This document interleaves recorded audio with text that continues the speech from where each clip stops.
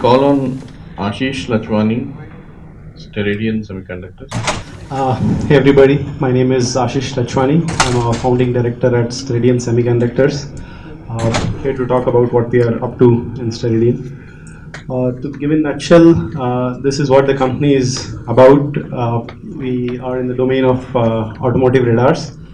We do complete system from semiconductors up till the radar systems. And we are a 2.5-year-old company now, registered in Bangalore.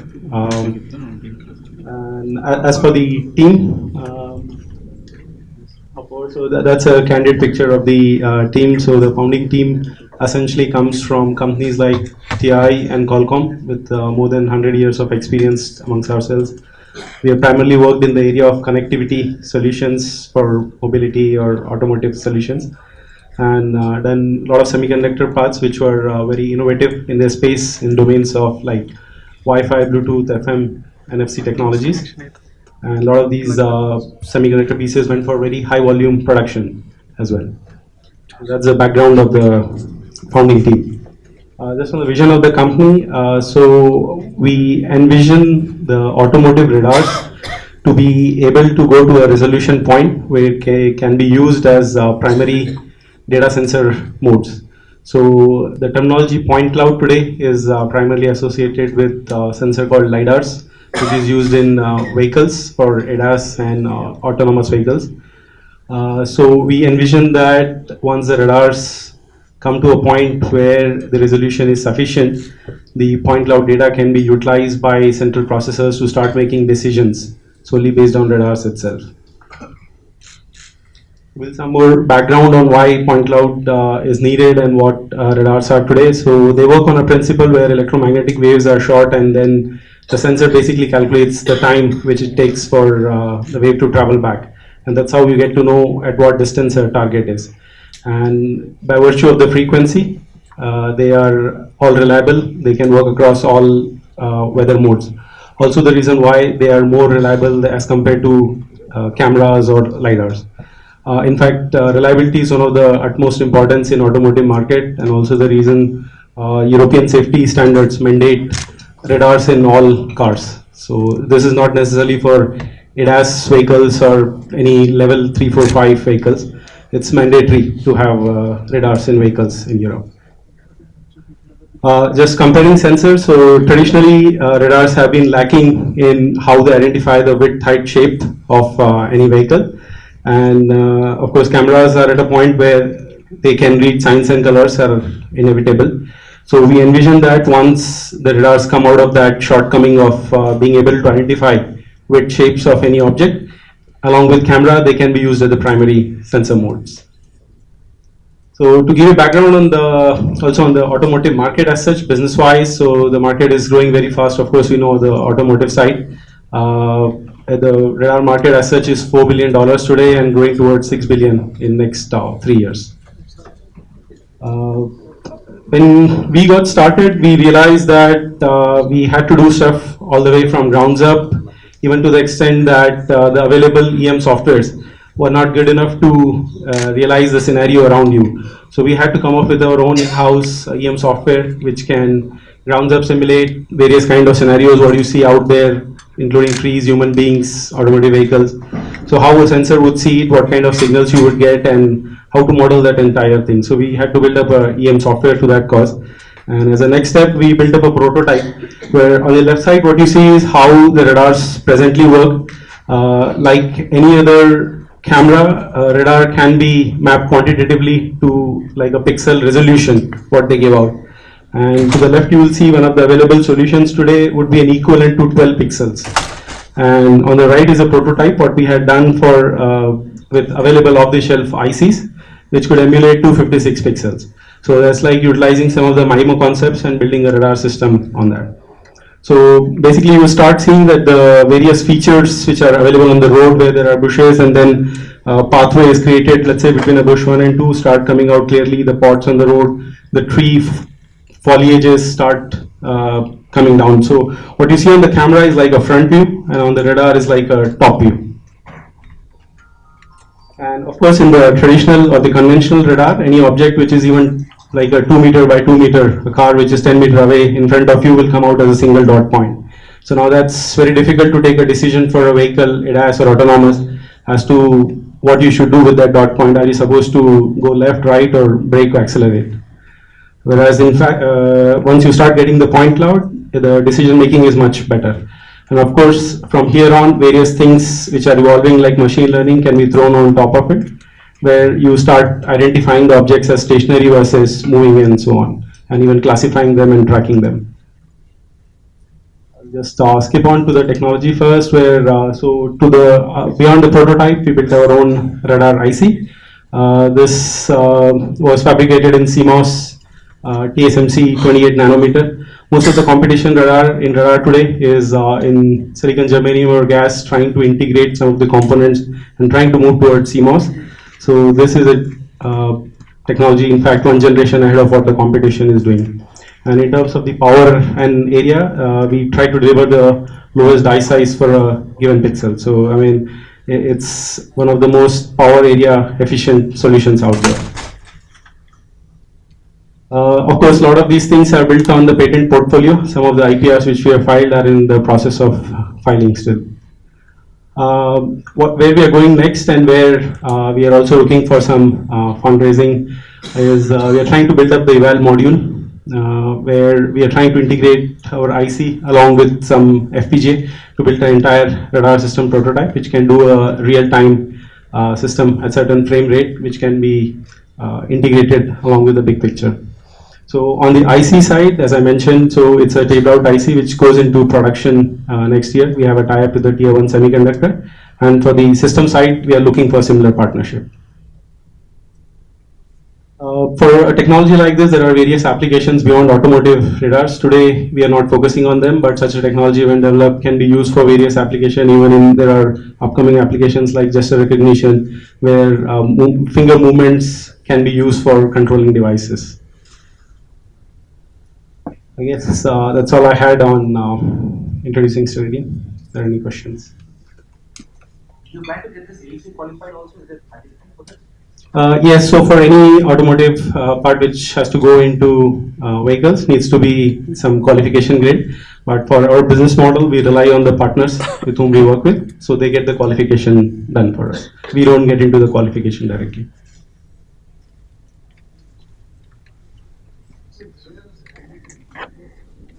So that's 2019 beginning. Yes, that's correct. Next year onwards. But for any vehicle which needs to be launched in the market next year, the production needs to start at least a year or two before for testing qualifications and platform building. So,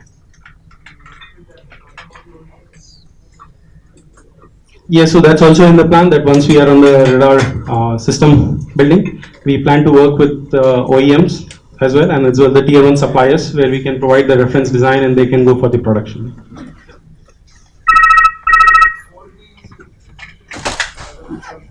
So, I mean, of course, 2 years back, we did not have this technology, 4D per se. The point clouds, as I mentioned, or the detected points were mostly for the angle of arrival and a single dot point. But we are in fact seeing a couple of companies which are trying to enter the field with the same technology. But, what gives us the advantage or the unique point is doing the system directly from semiconductor up to building the complete system. So that's something which is unique. Haven't seen any other player doing similarly. Thank you, Ashish. Thank you so much. May I request Rajiv Kushu to do the honors, please?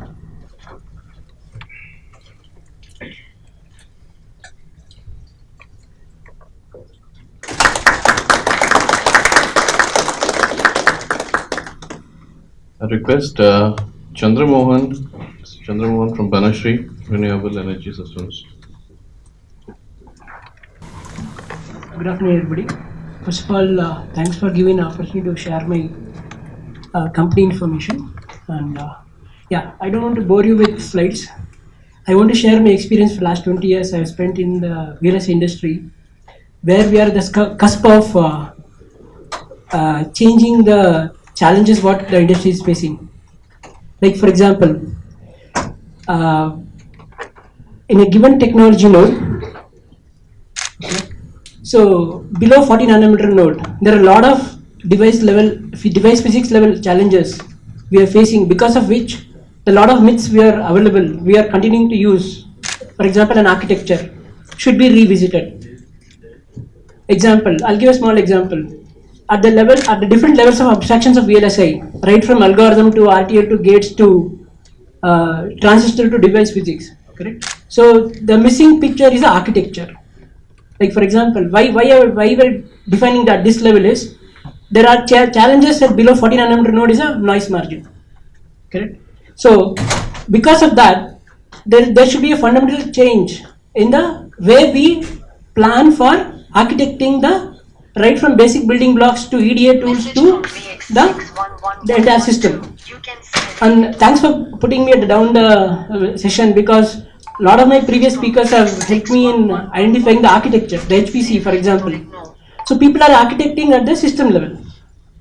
What I am talking about is one level down, the architecture for RTL level to the synthesis tool to physical design tool to the transistor levels, where we can reinvent from the scratch. Why we are talking about this level? Why should we revisit? In early good olden days of Intel, where I am fortunate to stand here and talk, the von Neumann architecture was area specific, correct? The cost of manufacturing is higher, so multiplex. Then came the DSP Harvard architecture, where parallelism came into picture. Plus, down the line, 40 nanometer node, the voltage is reduced, but VT is not reduced, correct? VT is still 200 millivolt. I'm talking too technical, so I want to walk you guys with a very simple analogy. When the noise margin reduces, that brings it a lot of other challenges of drive strength, correct? And we need to revisit these architectures. Why? I'm telling you a very simple thing. The way we do layout today, there is a digital divide between every level of abstraction. The layout engineer is not aware of the context of the schematic guy. The standard cell engineer doesn't have the context of physical design guy. The physical design people are not aware of synthesis context. So I'll give a small example. Today, if I want to develop a processor, for example RISC-V, the building block will be data path. So today the disruption we are talking about at the standard cell level is different architectures for different corners of optimization. Most building block is at XOR gate. XOR gate today in the standard cell library, I'm talking about the fab challenges, will have only one architecture, which is characterized for different PVT corners. So we are developing different architectures addressing different optimization corners, lowest leakage, lowest dynamic power, same area, same performance. Okay, so this is a small background, I'll come to this later. So this is a basic value proposition we are talking about.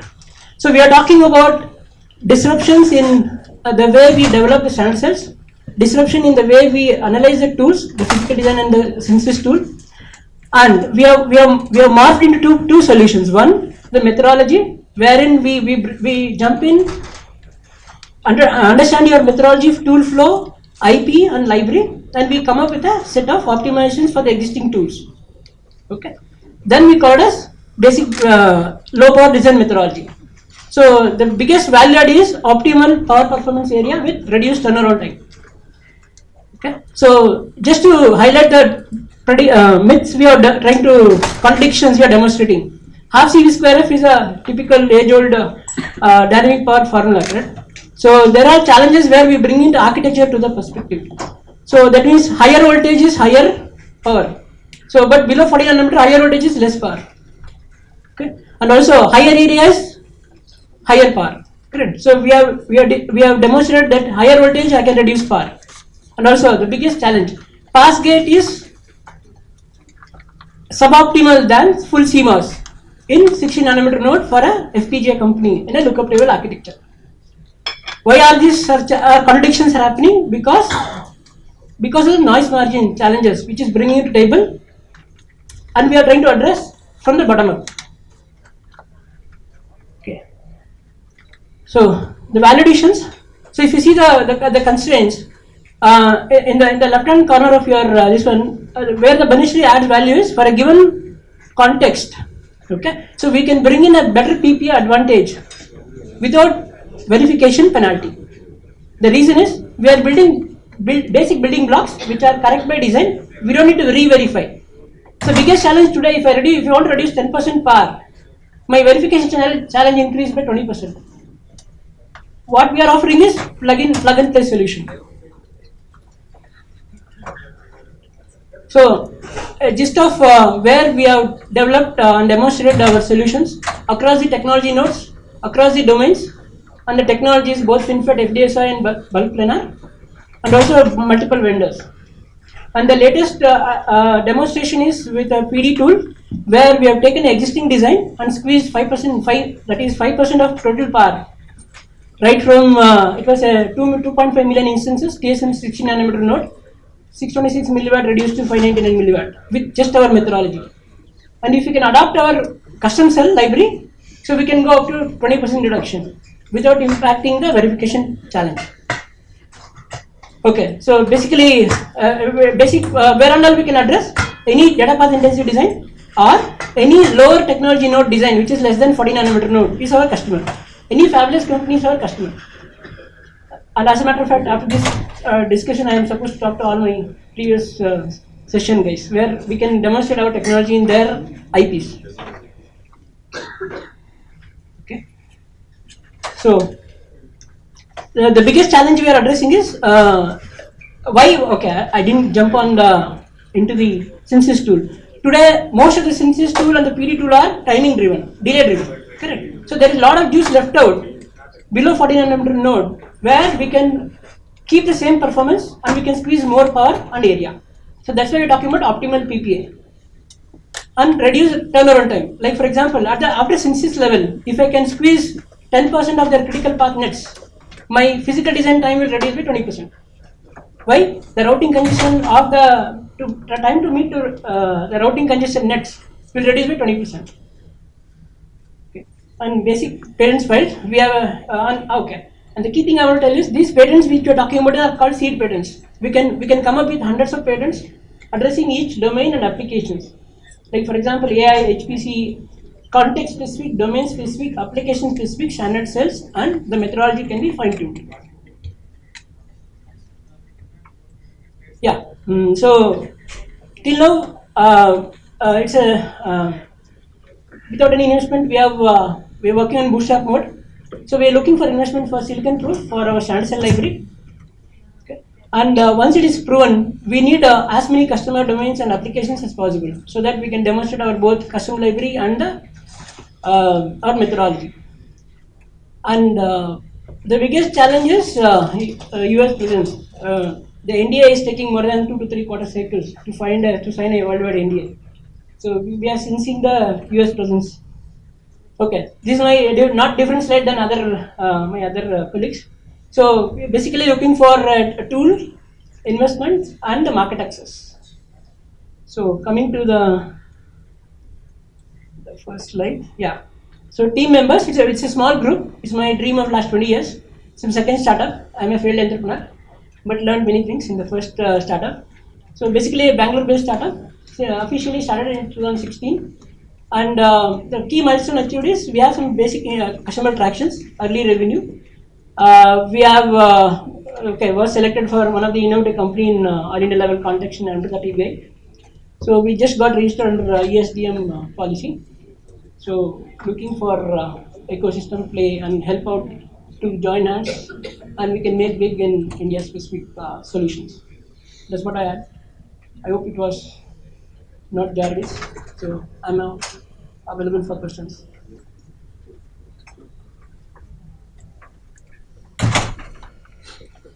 May I ask Ashok to do the honors?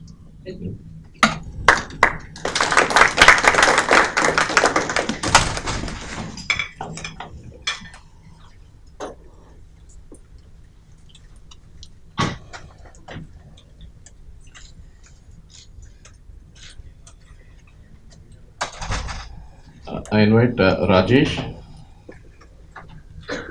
Mundada from Signal Chip Innovation. Next.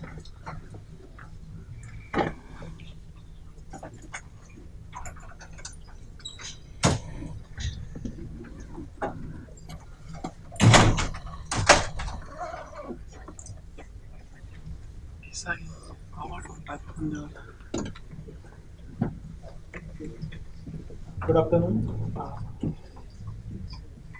I'm Rajesh Mandana. I'm founder of Synergic Innovation. So, Synergic is a fabless semiconductor company with a primary focus on the wireless communications. Uh, Perhaps it is maybe the only Indian company has a technology from baseband processing, SOC, including mixed signal and RF. So, we have invested a lot of time and resources in developing all the IPs in the wireless communication systems, and we can provide highest degree of customization, security, and ownership at all the levels of communication stack.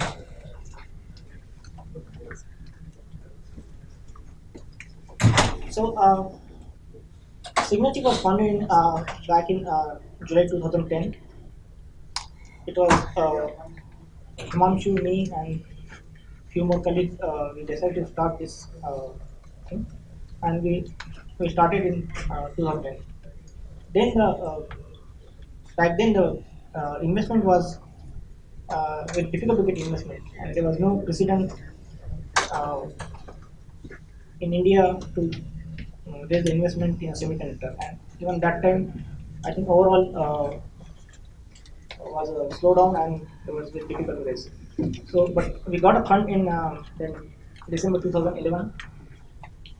We built up the team in 2012, and and by 2014 we have demonstrated on FPGA several wireless communication systems.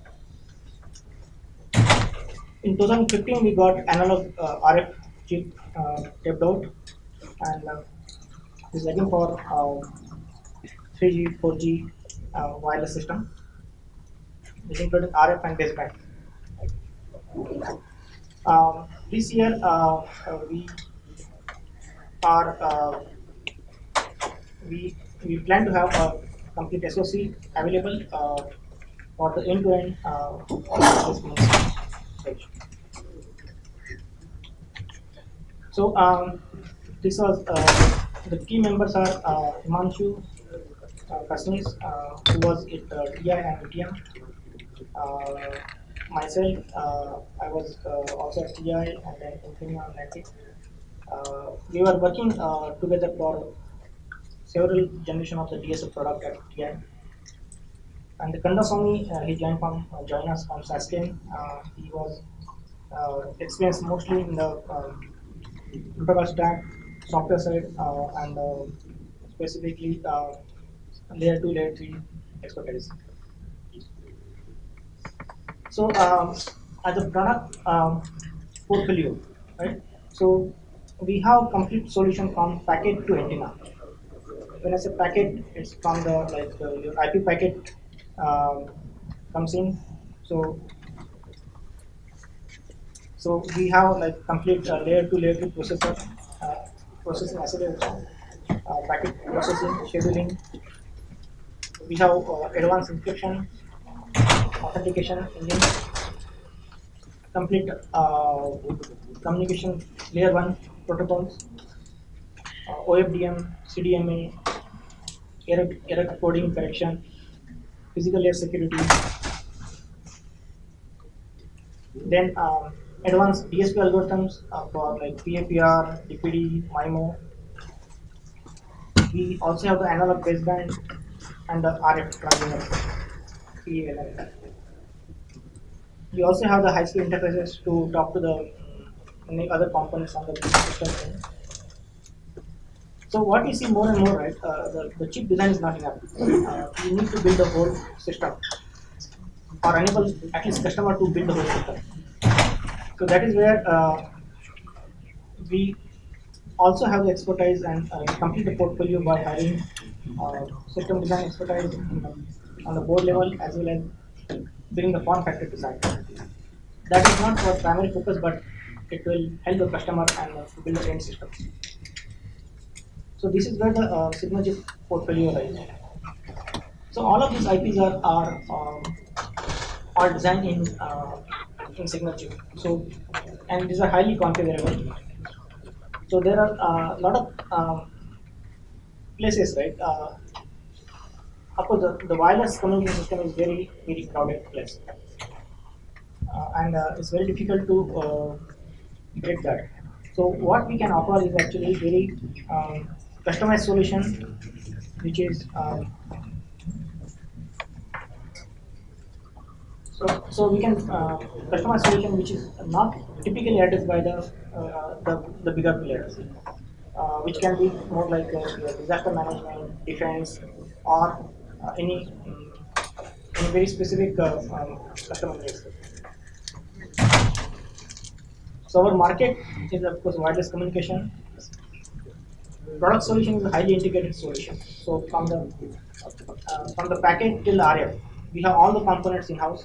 So any customization, any protocol level customization, or any security addition, or the strategic application, Signature can provide the solution.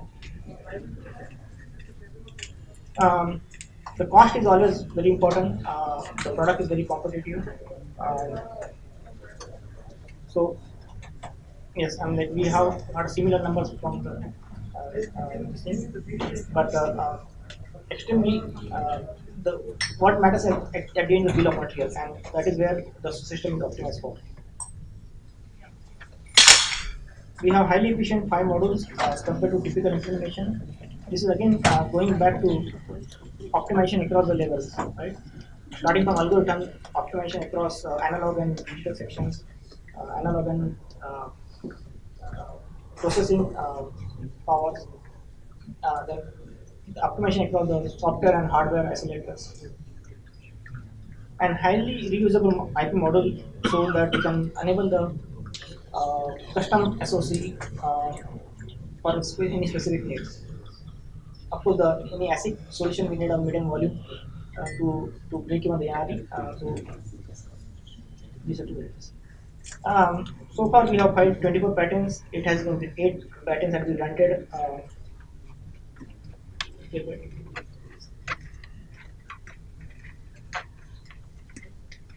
Well, I think we have taken this differently. So what we are looking is more of like ease of doing business. Again, handling, facilitating the tape out, packaging, import export of the die, wafers, chipset, test equipment, market access. I think the PMA is not an option. We have discussed this earlier in the session also. And any government funded R&D project or the more visibility into the future market or government projects. Well, I think the requirements are similar. Of course, the tools, test and packaging. What I mean more about is more like going for the calibration, certification of the product, and taking it to the ramping up the volumes. So those stages is what we will require. And of course, the marketing and expanding the. We have one early engagement with the US OEM. We are looking more once I think the solution is available or improved, we can. We are looking to for a bigger market and more.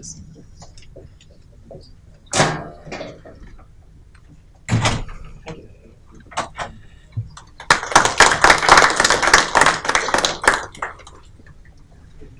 So, thank you.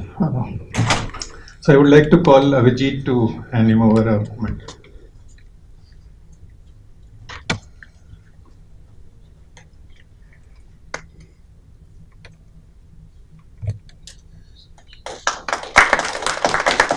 So, now I would like to call Hemant to finish his presentation.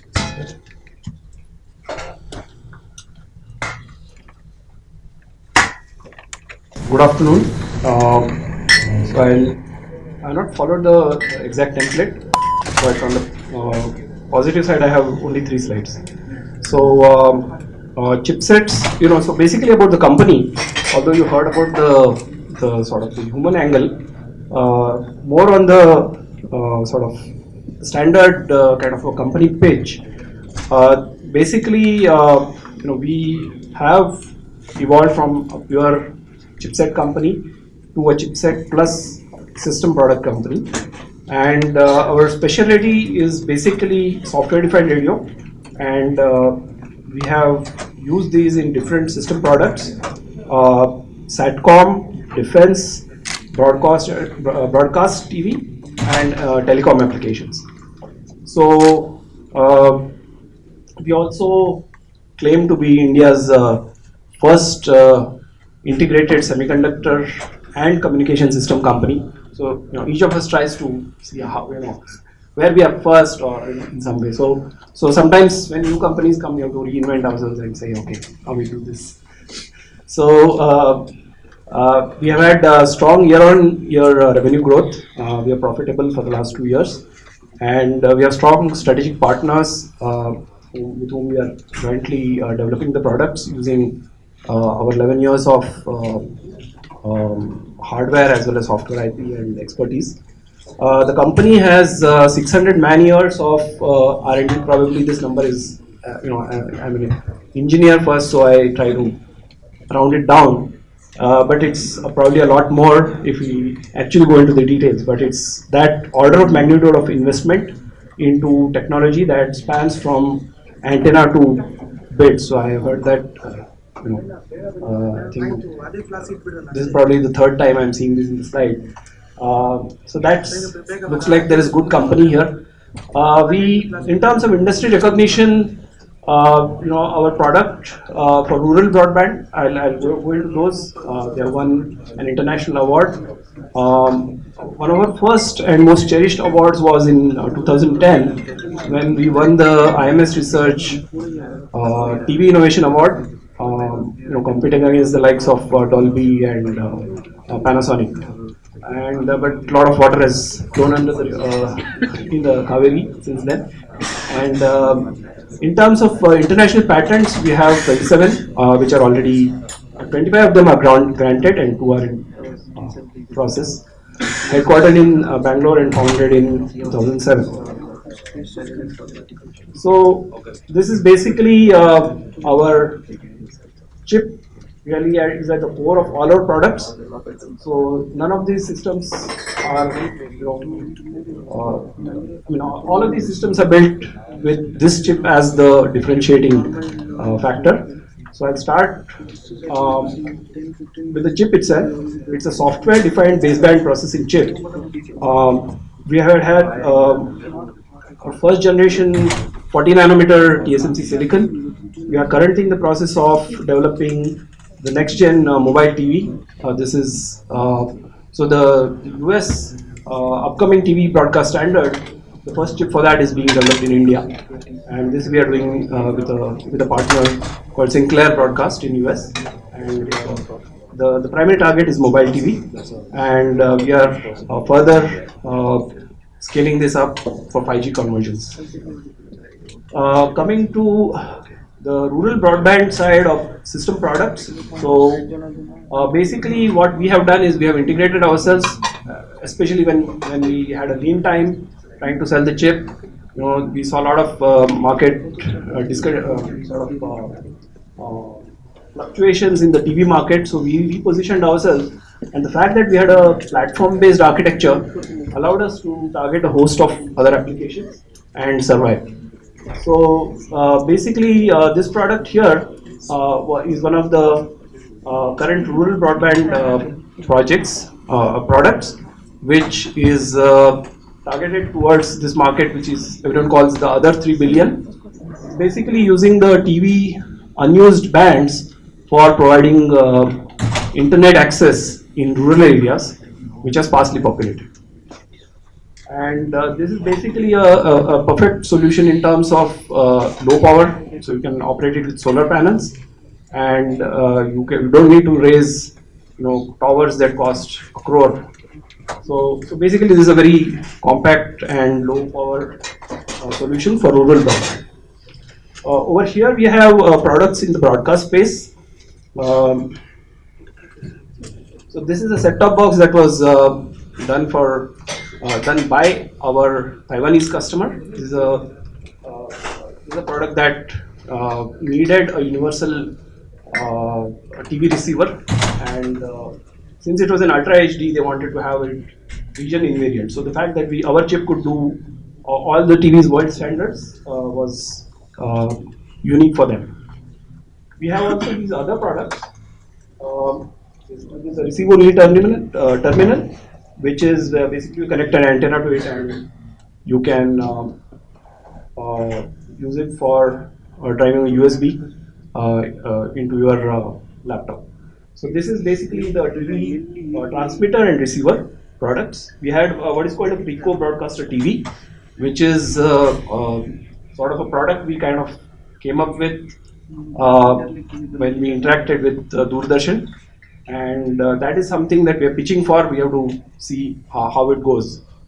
Some of the products here are with ISRO, and Dr. Kiran Kumar, whose brainchild this is basically the world's first S-band sat phone, which is actually a satellite sleeve. It's a sleeve that attaches to an Android phone, and with some innovation at the system level in terms of duplexers, we have brought down to a very small form factor. And this is targeted for Indian paramilitary operations. So it's the reason it's one of the first is because ISRO is one of the few satellite companies which uses the S-band, and not other countries don't use it. So this was a niche application for us. We like using that. Then we have this particular product is a vessel tracking system, which can basically identify friendly and unrecognized ships which sail, in the Indian Ocean. So we are expecting some good volumes from here. Already there are about 30 ships off the coast of Chennai which have been equipped with this, and they are being tracked. We also have a product which is done for the railways, which is for inventory tracking and unmanned level crossing. So basically, this is a SATCOM modem is the essential part that our chip does, along with of course all the software, and the rest of the functionality is with other system components. This product is a product that we have jointly developed with Cyient, a public Indian listed company. It's basically a military SDR manpack with future versions supporting handheld and airborne. So these are again require software defined radio. And we see positive traction on this because the Indian government has been serious about what they say on the defense access to Indian companies.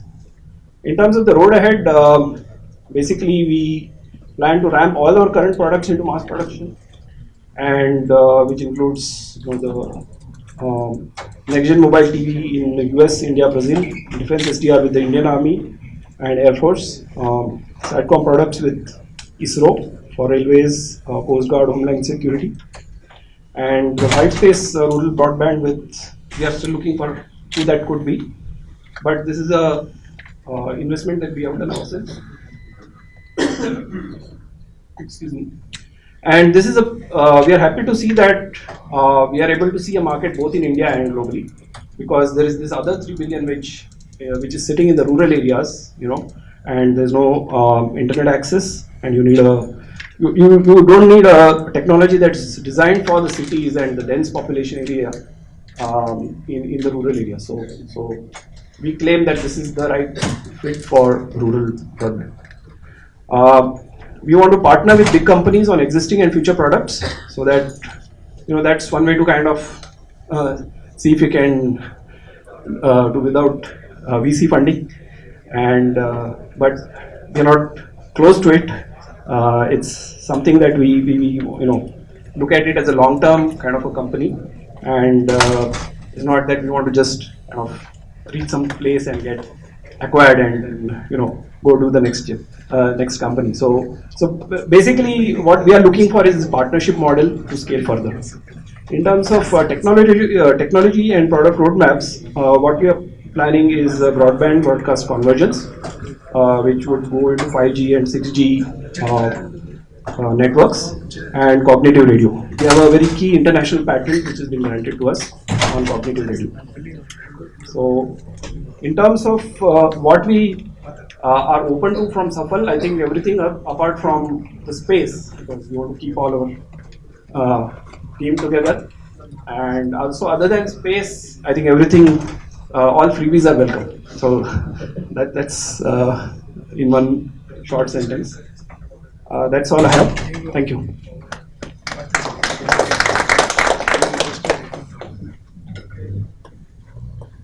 So yeah, thanks, Hemant. So I think Anup, it's your turn.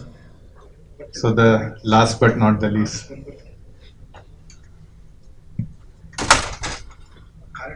can take as much time you want. We are in no hurry to go anywhere. Actually, I met all my customers. All the ones who are above me who presented are all my customers. I mean, that's the best thing to happen, right? Yeah. In case you are feeling pressure to finish early, you don't have that pressure. Just take your time. Okay. MePro was founded in 2012 November, and I was the single founder. And with me, I have a team of Harsha, who's an ex-Intel guy, and Rajat Gupta, who's well known. He was the architect, and he's the second major shareholder in our company.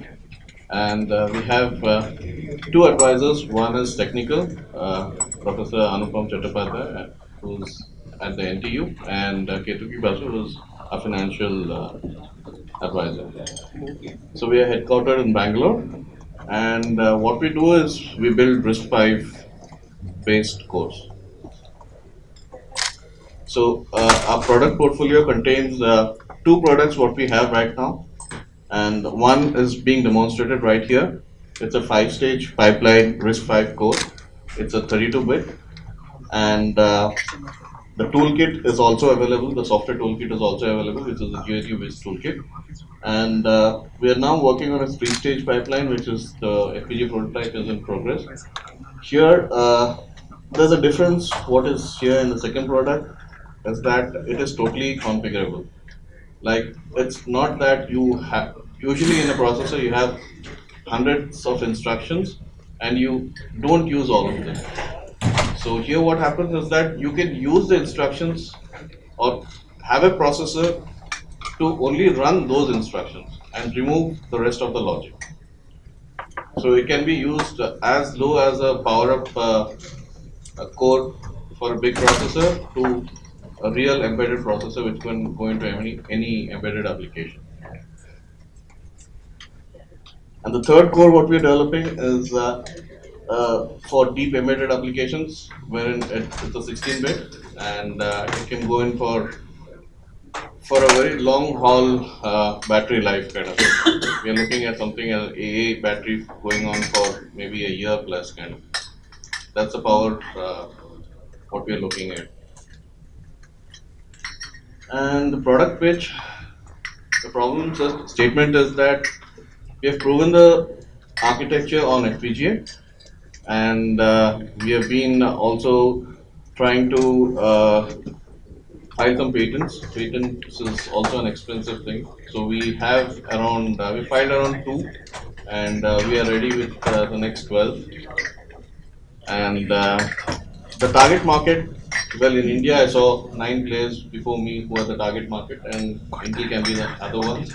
And there are many more where our core can really get into the applications. What are any application you see around which is not a heavy duty core, we are there. We are there. So what we look at is mainly work on configuring the core rather than just giving the IP as it is. That would actually help the customer to appreciate what our core is about. So we would do a little bit of consulting, a design consulting around the core, so that is exactly the customer, that is the need what the customer has, and that is what we give it to. The benchmarks what we have for the cores what I showed are though not equal, but it's almost equal to the industry standard cores what are available right now. I mean, if you look at ARM, we're comparing with ARM, we are nearly equal. It's like dot 3 is there, we are dot 2. It's so close.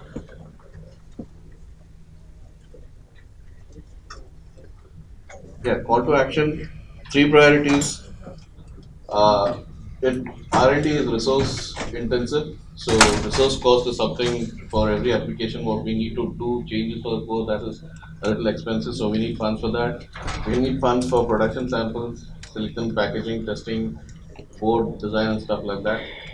And one of the main things what you need money is because it's a configurable code, so we need to do a little bit of extra tooling, software tooling, and that is where we would need considerable money to be put in as well. And the other things, tools and equipments, after we get the code, if we do it for a customer, then the customer will do it, would test it, or if we can get a code for ourselves for a certain application, then we need tools and equipments to test, the boards to test and stuff like that. And yeah, market access is something which is definitely a big thing on the action item. Support requirements, space, right now no, but if Supple is coming up and there's an opportunity where we can really create an environment, yes, maybe we should be there. Tools, yes. Foundry access, yes. IP access, yeah, we have built the core, but the core cannot be used as it is, so things around it need to be there. So if you have to prove an application, then we need to have the other things around the core. Test and packaging support, prototyping, no, because we have our systems in place. Fund support, yes. Marketing support, definitely. Mentoring, maybe yes, because we have a lot of customers around us. I think we start catering to them, then we have a lot to do than rather looking out outside India or going somewhere out on a global thing. Training and skilling, yes, we would appreciate if you could get something from support. Thank you.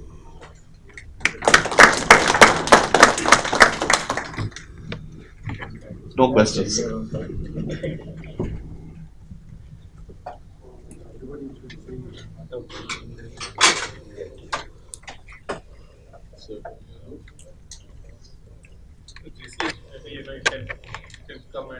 Hand him over a memento. Please hand it over.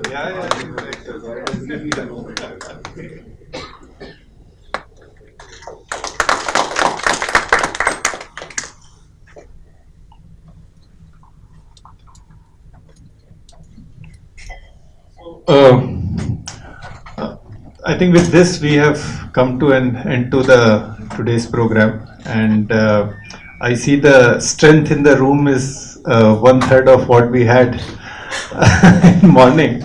But having said that, this was wonderful, and I think